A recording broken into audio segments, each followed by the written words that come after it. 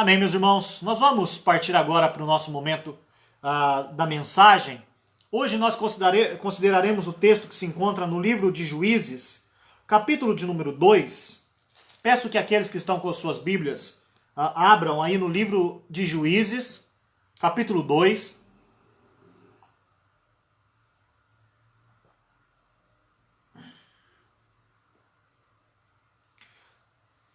Aqueles que não estão com a sua Bíblia, estejam atentos à palavra do Senhor. Juízes, capítulo 2, leremos do verso 6 ao verso 23. Juízes 2, do verso 6 ao verso 23. Diz assim a palavra do nosso Deus.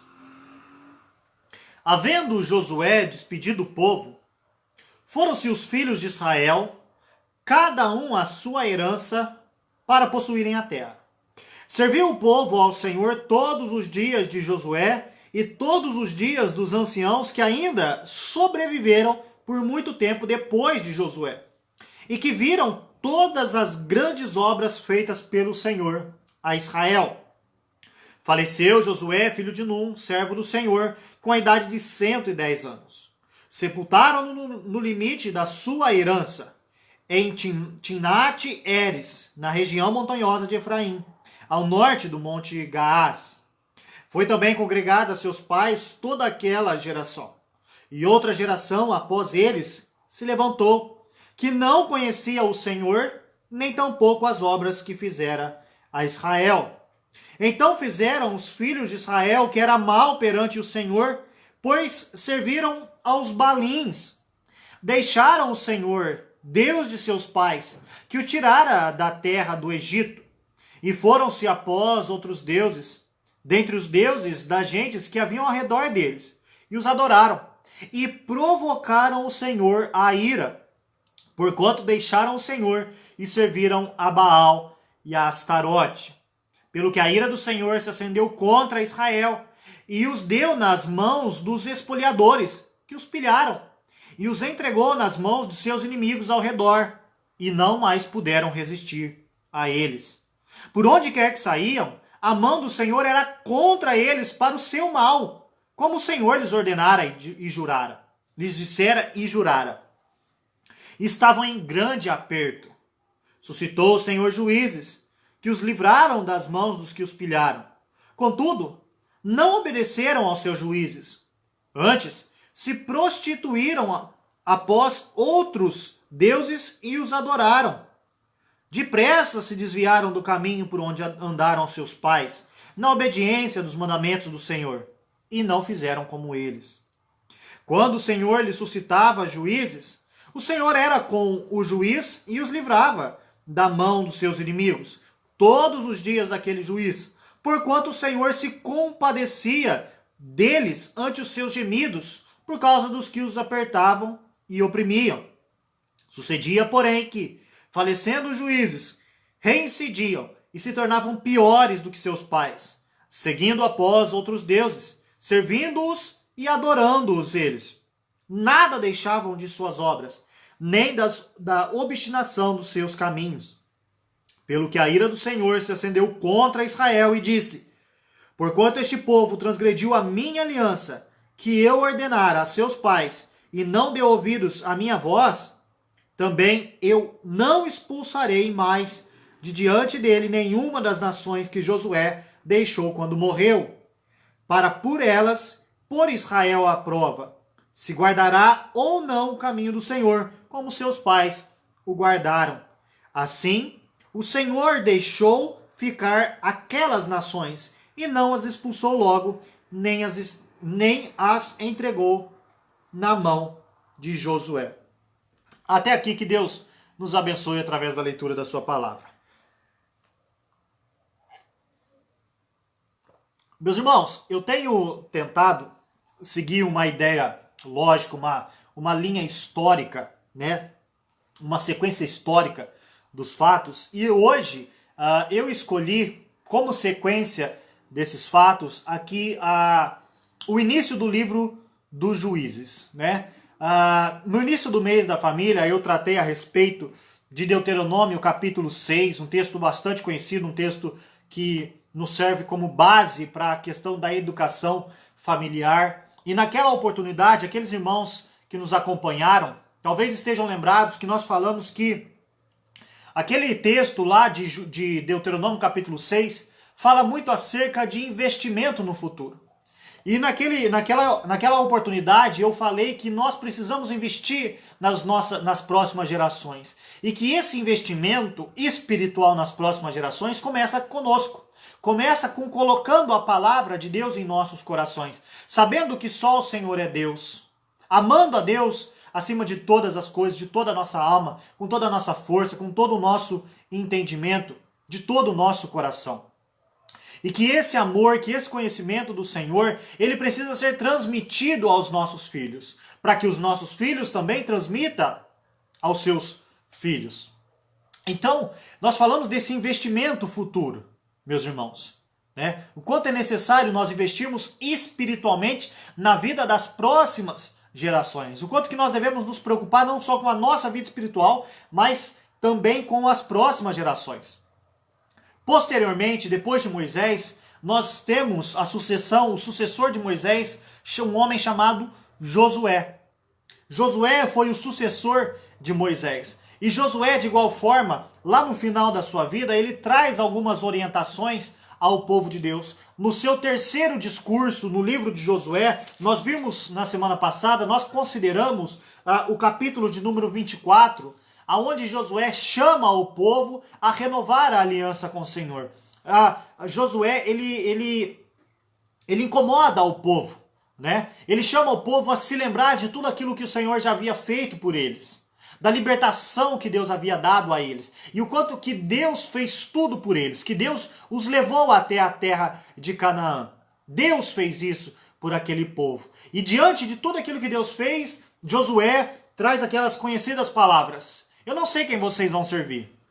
Não sei quem vocês vão servir. Eu sei que eu e a minha casa serviremos ao Senhor. E falamos a respeito disso na semana passada. Eu e a minha casa serviremos ao Senhor. E nós vimos que essa atitude de Josué, ela foi contagiante. Porque não só Josué firmou essa aliança com o Senhor, mas as demais pessoas da nação, os príncipes, os anciãos, eles também firmaram aliança dizendo: nós vamos servir ao Senhor sim. Nós vamos servir ao Senhor sim. Deixaremos os deuses, vamos servir ao Senhor. E ali eles firmaram uma aliança. E nos é dito no final do capítulo 24 de Josué, se os irmãos estão me acompanhando, é uma folha atrás do texto que nós lemos, tá? É uma página atrás do texto que nós lemos. No capítulo 24 de Josué, o verso 31, serve como uma dobradiça, né? Ele vai ligar isso, o verso 31 liga ao texto que nós acabamos de ler. Diz assim a palavra do Senhor: serviu, pois, Israel ao Senhor todos os dias de Josué e todos os dias dos anciãos que ainda sobreviveram por muito tempo, depois de Josué, e que sabiam todas as obras feitas pelo Senhor de Israel. Então o que nós vemos, meus amados, que não na semana passada, que não só a atitude de Josué foi contagiante, mas nós vemos que aquela atitude de Josué que contaminou, que chamou o povo também a estabelecer uma aliança com o Senhor, a reafirmar a aliança com o Senhor, o compromisso com o Senhor, aquilo ali perdurou ainda por muito tempo. Enquanto Josué esteve vivo, e aqueles que viram as maravilhas do Senhor, as obras do Senhor, os feitos do Senhor, esses também, o povo ainda se manteve fiel a Deus. Então o que aconteceu? O povo agora estava estabelecido na terra. Nós lemos no início do nosso texto, assim: havendo Josué despedido o povo, lá em Juízes capítulo 2, verso 6, foram-se os filhos de Israel, cada um a sua herança, para possuírem a terra. Então o que aconteceu?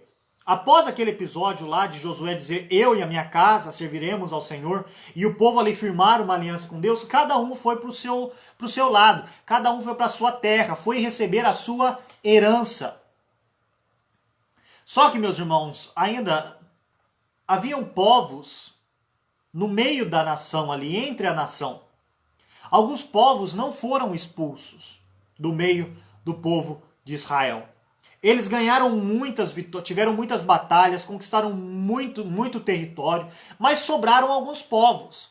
E aí é interessante que diz lá no verso 21, por exemplo, do capítulo 1, diz assim: porém os filhos de Benjamim não expulsaram os jebuseus.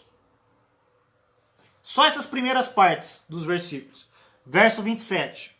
Manassés não expulsou os habitantes de Bet-Sean. 29. Efraim não expulsou os cananeus, habitantes de Gézer. Lá do capítulo 1, verso 29. Agora o verso 30. Zebulon não expulsou os habitantes de Quitron. Verso 31. Aser não expulsou os habitantes de Aco. Verso 33. Naftali não expulsou os habitantes de Bet-Semes. Agora entra no capítulo 2. Olha a resposta do Senhor por isso. Verso 1 a 5. Diz assim, para a gente entender a abertura do livro de Juízes, o que estava acontecendo aqui.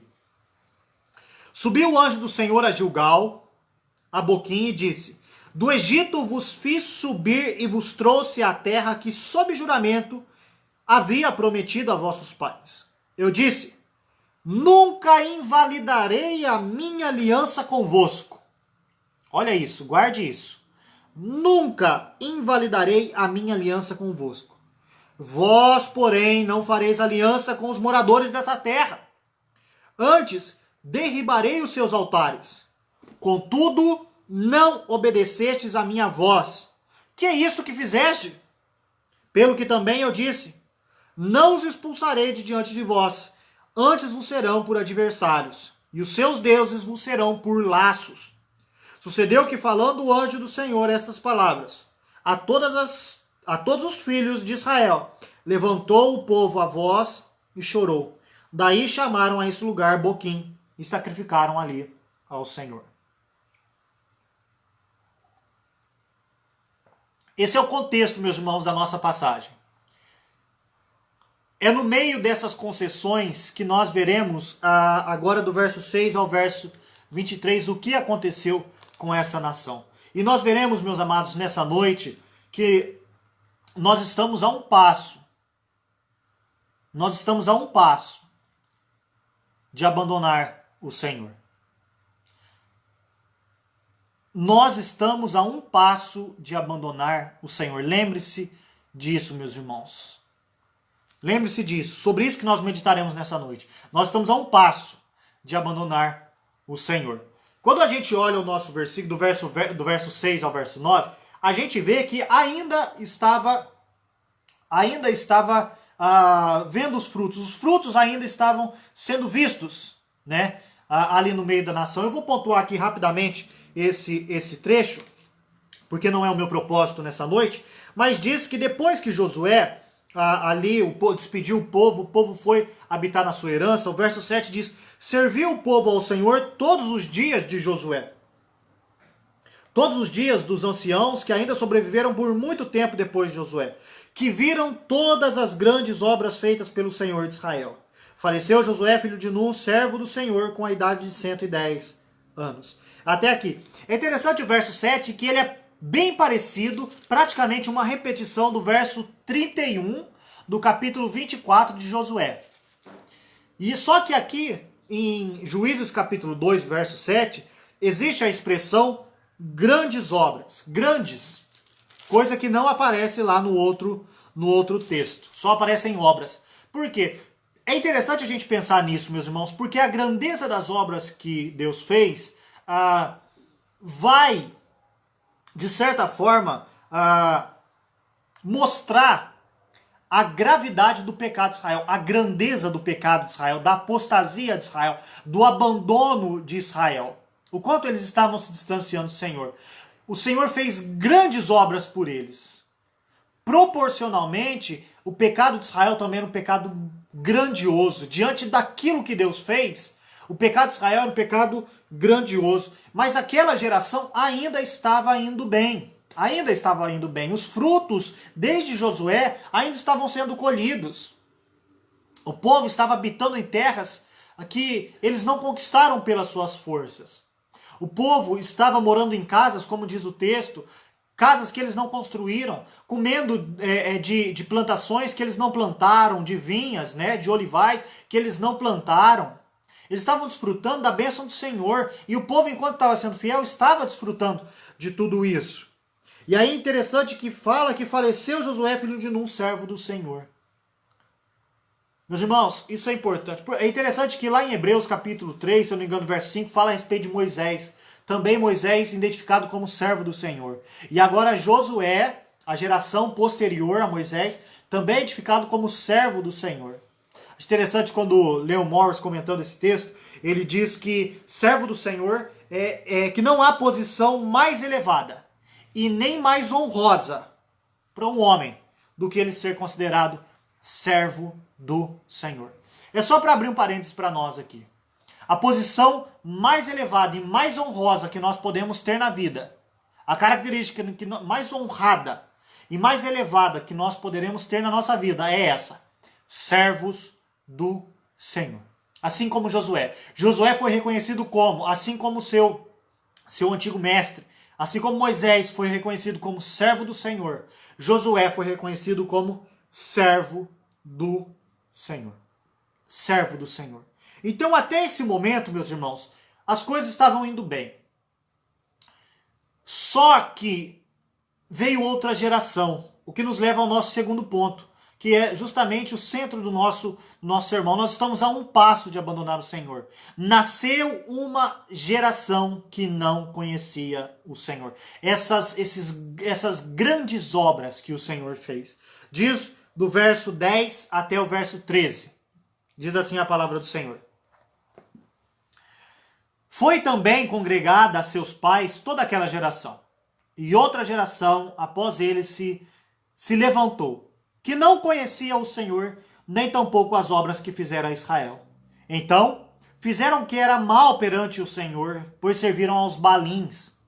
Deixaram o Senhor, Deus de seus pais, que os tirara da terra do Egito, e foram-se após outros deuses, dentre os deuses das gentes que haviam ao redor deles, e os adoraram, e provaram o Senhor a ira, porquanto deixaram o Senhor e serviram a Baal e a Astarote. Meus irmãos, a próxima geração se desviou do Senhor. Percebam, meus irmãos, que houve uma falha de uma geração para outra. Por isso que eu estou dizendo que quando eu falo que nós estamos a um passo de abandonar o Senhor, é que nós estamos a uma geração de abandonar o Senhor. Hoje nós podemos servir e os nossos filhos podem não servir. Daí é que está a importância daquilo que foi ensinado, que foi falado em Deuteronômio capítulo 6.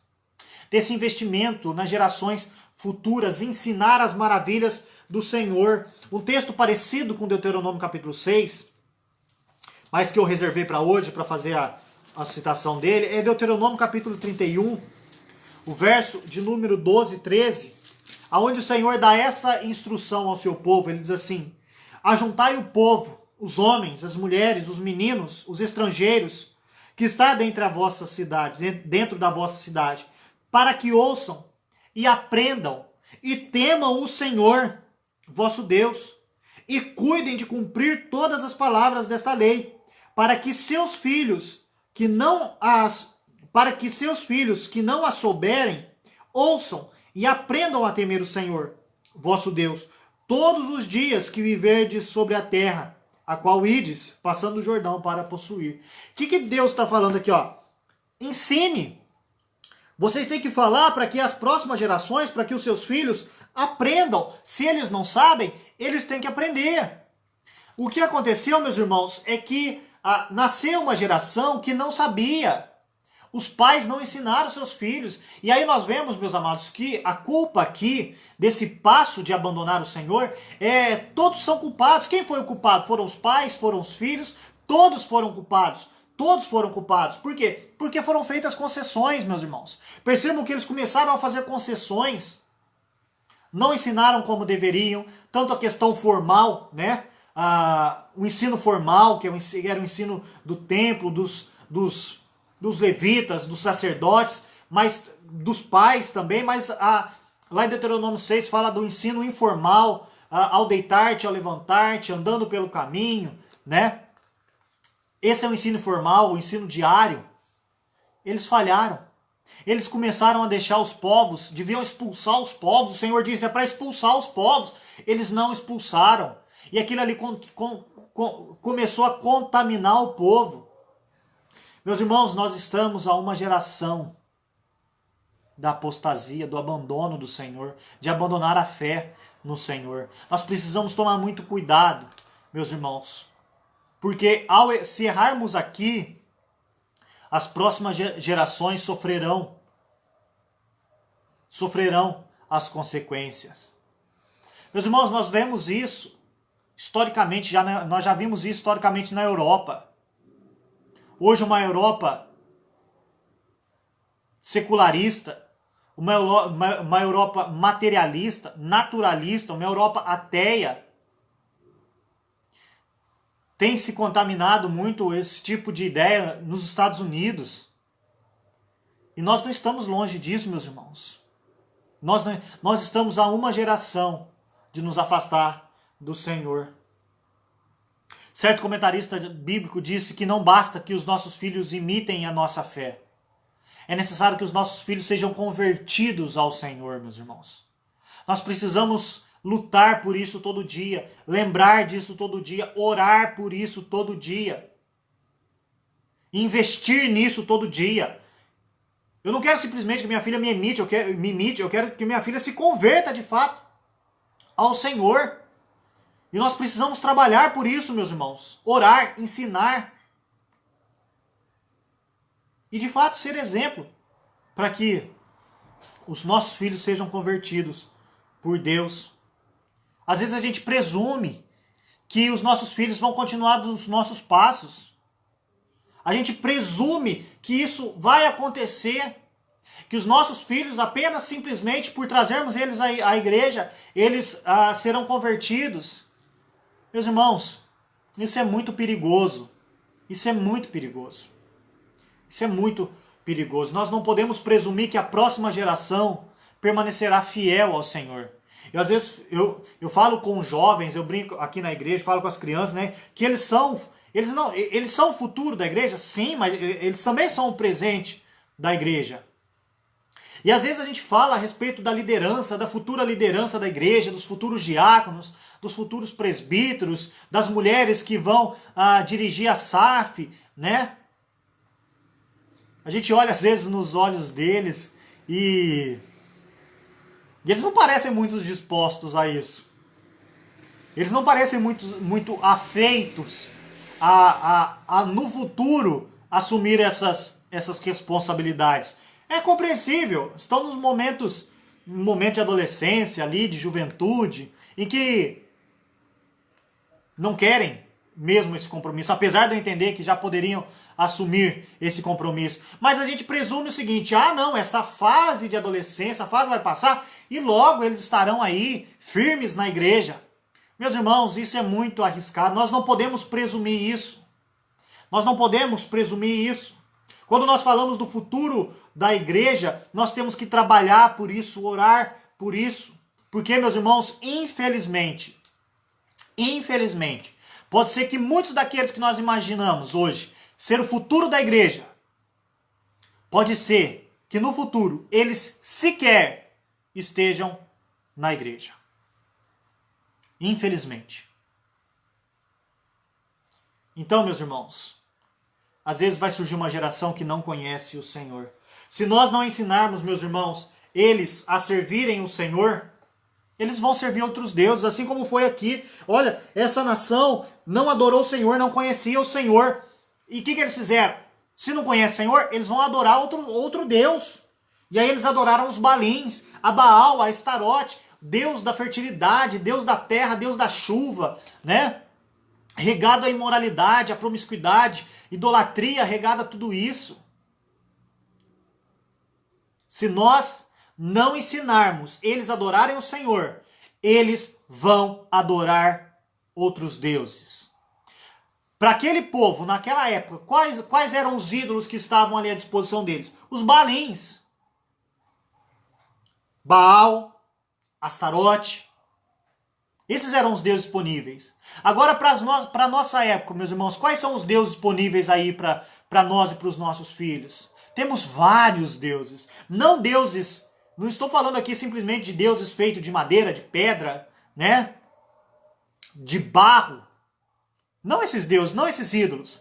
Mas nós temos muitos ídolos, meus irmãos, que os nossos filhos e as nossas filhas têm servido. Não conhecem o Senhor, não sabem a importância de adorar o Senhor. Nós trocamos o nosso culto ao Senhor. A gente pensa, se não tiver nada melhor para fazer, eu levo a minha família para adorar, para a igreja. E aí os nossos filhos não aprendem a servir, os nossos filhos não aprendem a importância de adorar, a importância de estar na casa de Deus, de trabalhar na obra do Senhor. A gente não ensina. E aí o que vai acontecer? Outros deuses. Não há vácuo no nosso coração.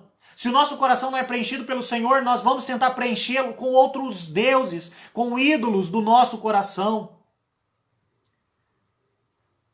E cada um aí pode falar quais são seus deuses, quais são seus ídolos, meus irmãos. Os pais podem ver quais são os ídolos do coração aí de seus filhos. O que eles têm trocado pelo Senhor. Uma geração que cresceu, que não conhece o Senhor, porque os seus pais não ensinaram. Seus pais não ensinaram. Percebam, meus irmãos? Nós temos que tomar cuidado, porque há vários deuses enfeitiçando, escravizando essa nossa geração. Imoralidade, pragmatismo, né? Materialismo, superficialidade, mundanismo. Meus irmãos, nós poderíamos falar demais aqui. Infelizmente, os nossos filhos, e às vezes nós, temos nos rendido aos deuses que esse mundo tem nos oferecido. Tá? Quando fala da adoração a Baal, a Astarote, né? Lá no versículo 6 do capítulo 3, que é a continuação do texto nosso, fala que eles rendiam culto aos seus deuses, lá no finalzinho. E a gente pensa, será que era servir a Baal, a Astarote? Será que era só se ajoelhar perante uma imagem? No texto que nós lemos lá no Salmo de número 106, fala exatamente o que acontecia na adoração a esses deuses. Para vocês entenderem o tamanho da rebelião desse povo contra o Senhor. Eu vou ler apenas do verso 34 em diante, do Salmo 106 que nós lemos, que é justamente nesse contexto aqui. O Salmo 106 está falando do contexto lá de Juízes. Diz assim: não exterminaram os povos como o Senhor lhe ordenara. Já falamos disso, certo? Antes, se mesclaram com as nações e lhes aprenderam as obras. Deram culto aos seus ídolos, os quais lhes converteram em laço. Pois imolaram os seus filhos e as suas filhas aos demônios.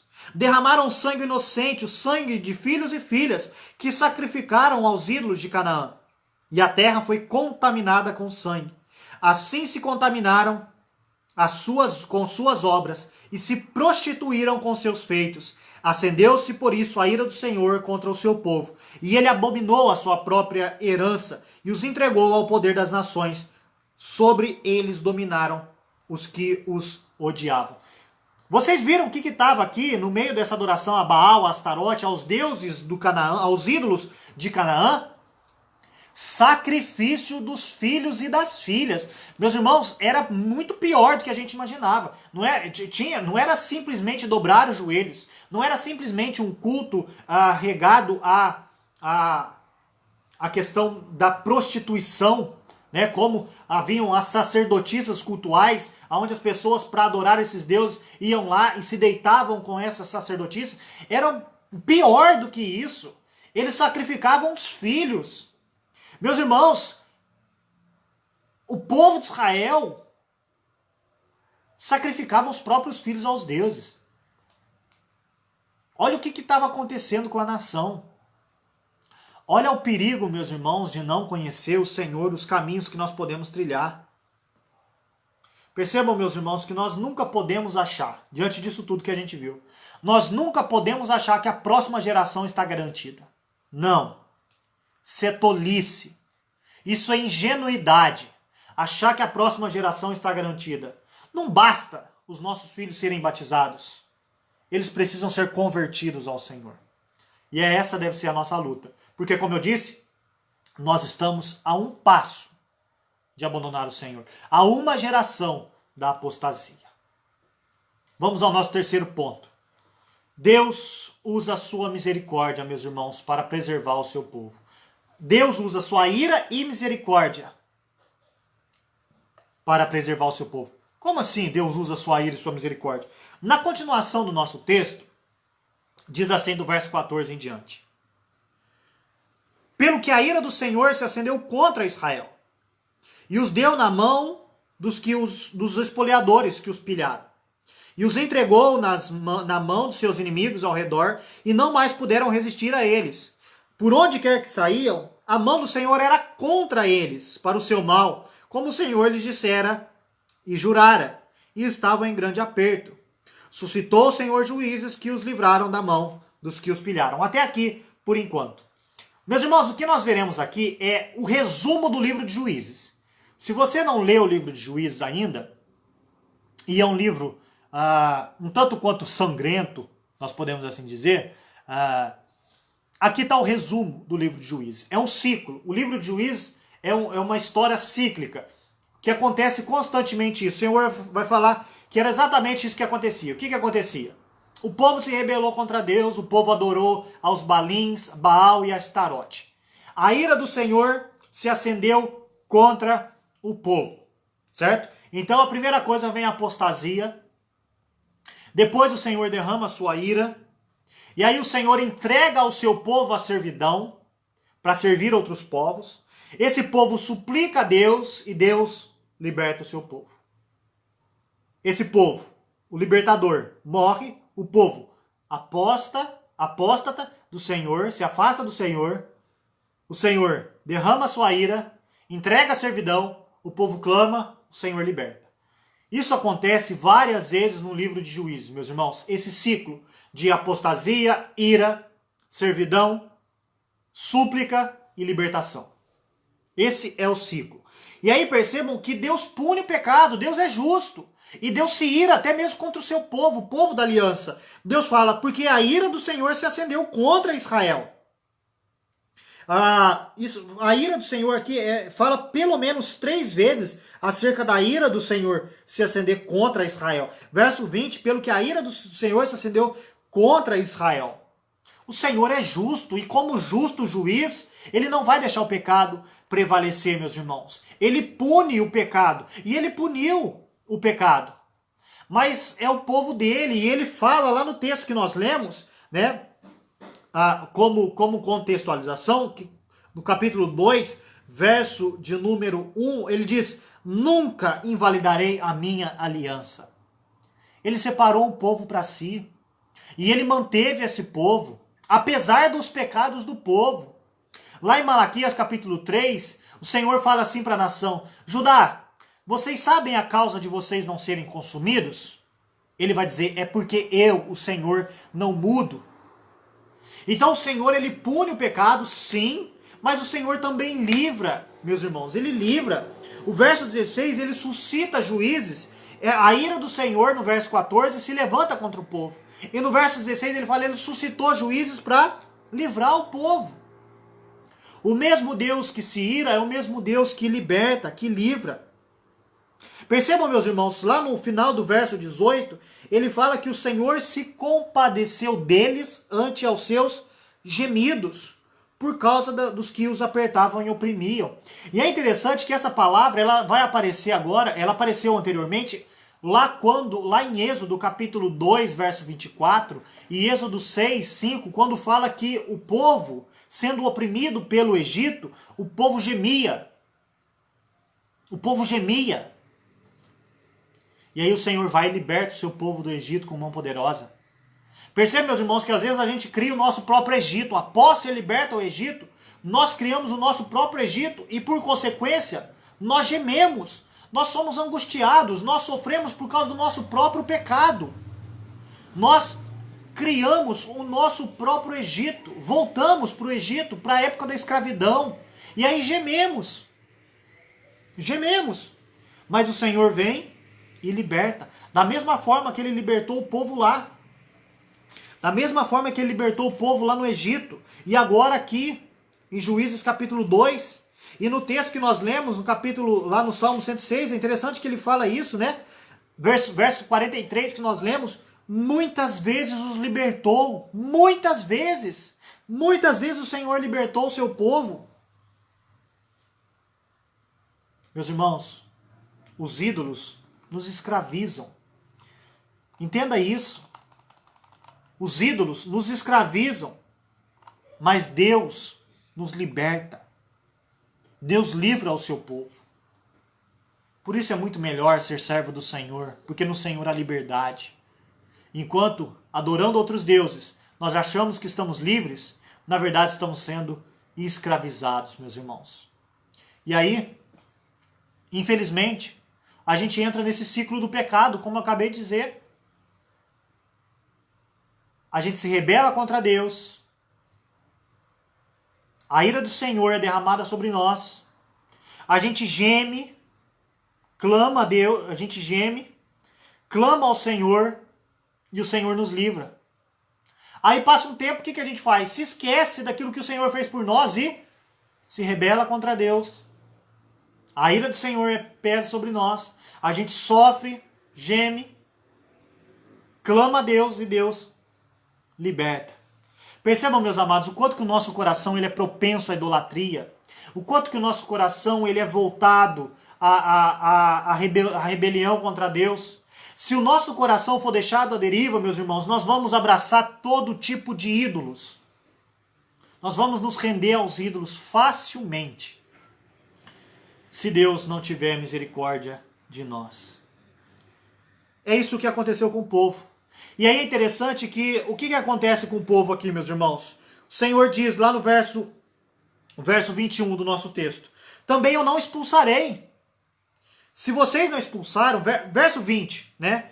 Pelo que a ira do Senhor se acendeu contra Israel, portanto este povo transgrediu a minha aliança, que eu ordenara a seus pais, e não deu ouvidos à minha voz, também eu não expulsarei mais diante deles nenhuma nação que Josué deixou quando morreu, para por elas, por Israel à prova, se guardará ou não o caminho do Senhor, como seus pais guardaram. Assim o Senhor deixou ficar aquelas nações e não as expulsou logo, nem os entregou nas mãos de Josué. Meus irmãos, isso é exatamente o que eu costumo dizer para os irmãos, principalmente para os irmãos aqui de Campinas, né? Percebam, era para o povo expulsar as nações. Não expulsaram. O Senhor diz, vocês não expulsaram? Eu também não vou expulsar. Vai ficar aí no meio de vocês e vocês serão provados. Vocês serão provados para ver se vocês obedecem ou não obedecem.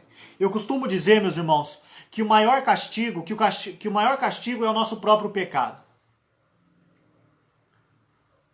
O maior castigo que Deus pode nos dar é permitir que vivamos no nosso próprio pecado. O castigo que Deus está dando para o povo aqui é o pecado deles. Eles não expulsaram as nações. Então qual que é a punição que Deus vai dar? Eu vou deixar as nações. É isso que vocês querem? É isso que vocês vão ter. A pior coisa que Deus pode fazer para nós é nos deixar no nosso próprio pecado. É deixar nós convivermos com o nosso próprio pecado, meus irmãos.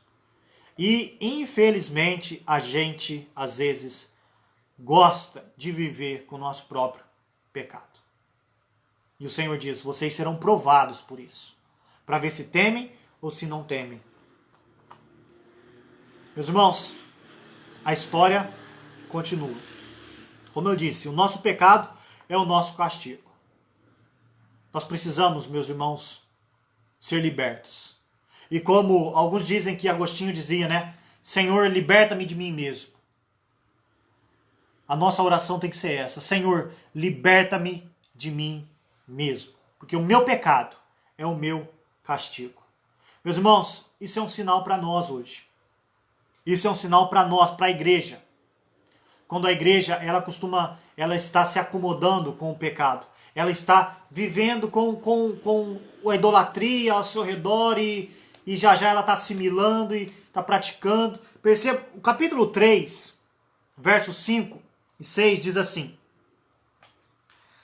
habitando, pois, os filhos de Israel no meio dos cananeus, dos heteus, dos amorreus, dos ferezeus, dos heveus e dos jebuseus, tomaram de suas filhas para si por mulheres e deram suas próprias aos filhos deles e rendiam culto aos seus deuses. Sabe o que mostra a degradação da igreja? Sabe como que mostra que a igreja está indo mal? Um dos sinais, dentre todos esses, é casamento misto. Infelizmente, meus irmãos, quando a gente vê, quando o povo começa a se identificar com outros povos, a gente começa a ver que os filhos de Deus começam a se casar com as filhas dos ídolos.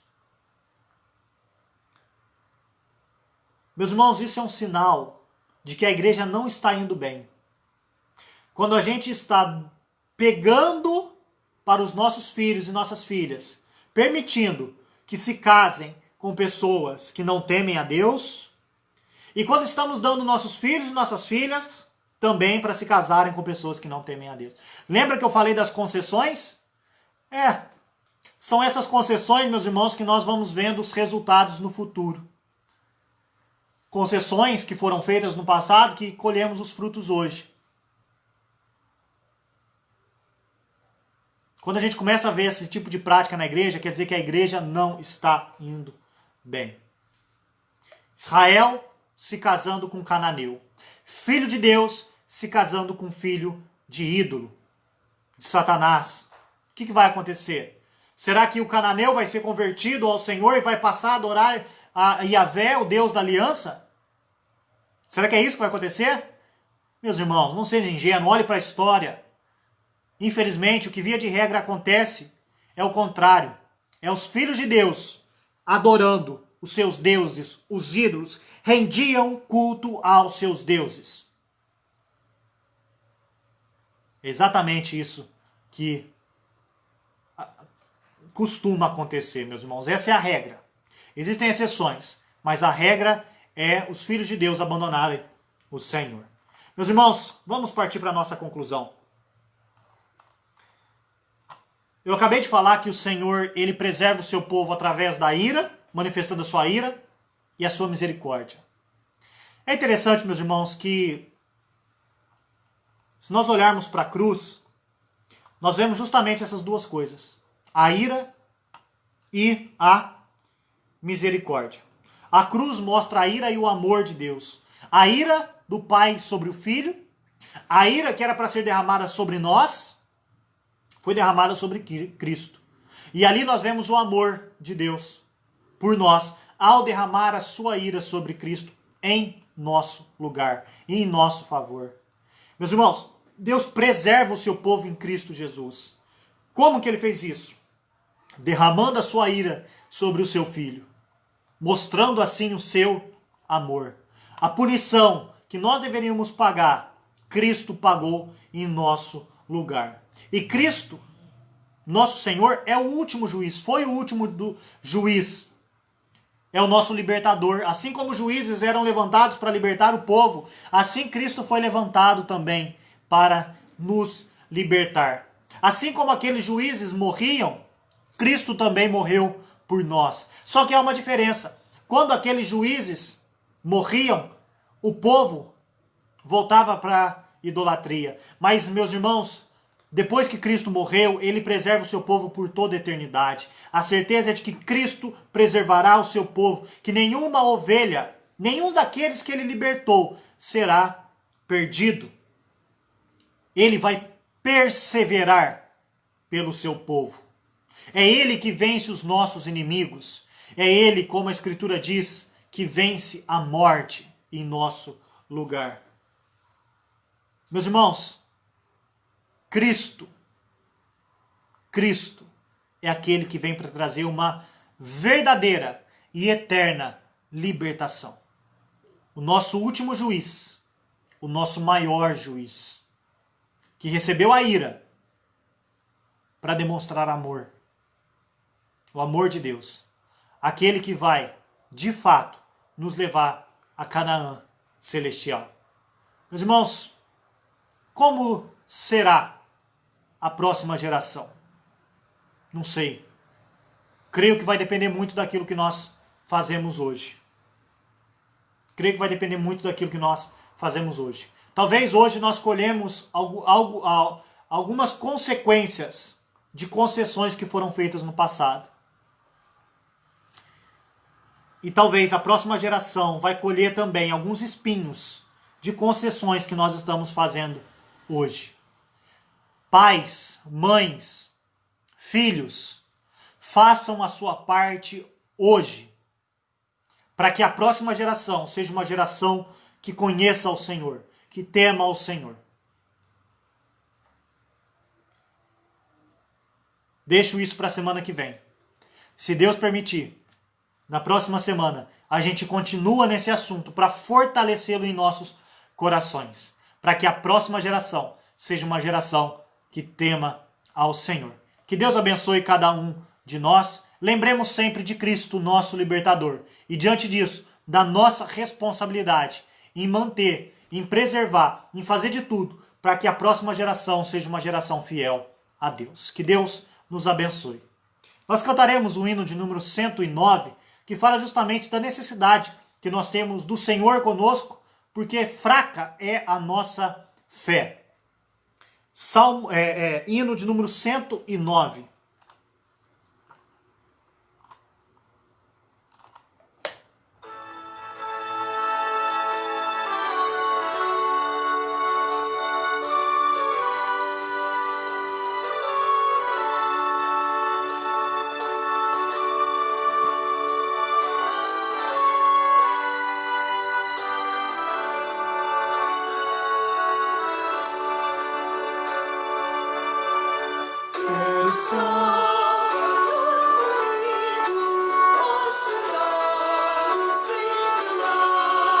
Quero tê-lo muito perto, no seu braço descansar, confiando no Senhor, protegido em seu amor. Seguirei o meu caminho, sem tristeza, sem quero Salvador comigo, porque fraca é minha fé. Sua voz me dá conforto quando me vacilo a pé, confiando no Senhor, protegido em seu amor. Seguirei caminho, sem tristeza e sem temor. Quero Salvador comigo, dia a dia em meu viver, através de luz ou sombras, no desgosto e no prazer, confiando no Senhor.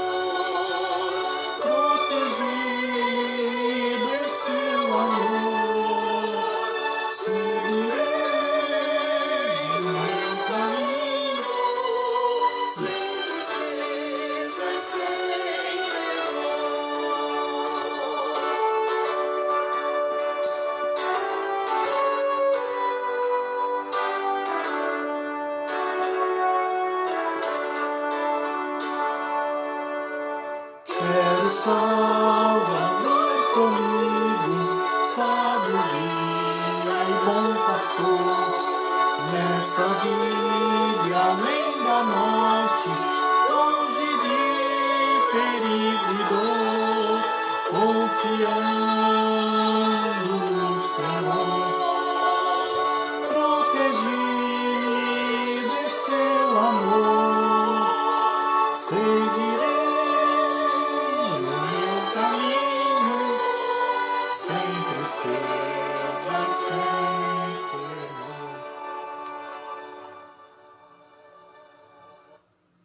Amém, meus irmãos, que o Salvador esteja sempre conosco, porque infelizmente a nossa fé é fraca. Que Ele nos mantenha firmes no seu caminho para que consigamos cumprir as tarefas, o dever que nós temos para cumprir nas nossas vidas e também na vida dos nossos filhos. Eu vou encerrar com uma oração e depois peço que os irmãos permaneçam para depois eu agradecer a presença de vocês. Vamos encerrar com uma oração? Oremos. Santo Deus, Deus da aliança, Deus de misericórdia, Tu és fiel, Senhor Deus, à Tua palavra, à Tua promessa, à Tua aliança. E por isso, Senhor Deus, nós estamos aqui hoje como povo Teu. Porque o Senhor foi fiel à Tua palavra e enviou o Seu Filho para ser o nosso libertador, Pai. Infelizmente, Senhor Deus, mesmo após libertos, nós ainda tendemos, Senhor Deus, caímos em idolatria, em erro, em pecado. E isso, Senhor Deus, gera a Tua ira, Pai. Perdão, Senhor Deus, pelas vezes que nos afastamos do Senhor. Senhor Deus, nos ajude, Senhor Deus, a sermos mais obedientes a Ti, a nos maravilharmos, Senhor Deus, com as Tuas obras, com tudo aquilo que o Senhor já fez por nós e ainda faz. E que tudo isso também seja transmitido à próxima geração, para que a próxima geração cresça conhecendo o Senhor, Pai. Senhor Deus, abençoe as nossas famílias, que sejam famílias que conheçam a Ti, famílias que sirvam ao Senhor e famílias que investam na próxima geração, Senhor Deus, na vida espiritual das próximas gerações. Obrigado, Senhor Deus, por todos aqueles que nos acompanharam. Abençoa-os, Senhor Deus, proteja-os e os guarde em nome de Cristo Jesus. E é no nome do Teu Filho que eu oro agradecido. E agora que a graça do nosso Senhor e Salvador Jesus Cristo, o amor de Deus, o nosso eterno e maravilhoso Pai, a comunhão, as consolações e o ensino do Espírito Santo esteja sobre todo o povo de Deus que agora nos acompanha, hoje e para todo sempre. Amém. Amém, meus irmãos. Obrigado pela presença de vocês. Muito feliz toda vez que eu vejo vocês aqui. É motivo de alegria para mim. Tá? Minha oração é que Deus fortaleça a vida de cada um de vocês. Que Deus conceda uma excelente semana a todos vocês. E eu lembro a vocês que eu estou à disposição dos irmãos. Qualquer dúvida, qualquer pedido, é só mandar. Pode mandar aqui pelo Facebook da igreja, ou pelo meu Facebook, ou também, para aqueles que têm o meu número também, fiquem à vontade para mandar no meu número, tá bom? Desejo a vocês mais uma vez uma boa semana e espero vê-los o mais breve possível. Obrigado a todos e até breve.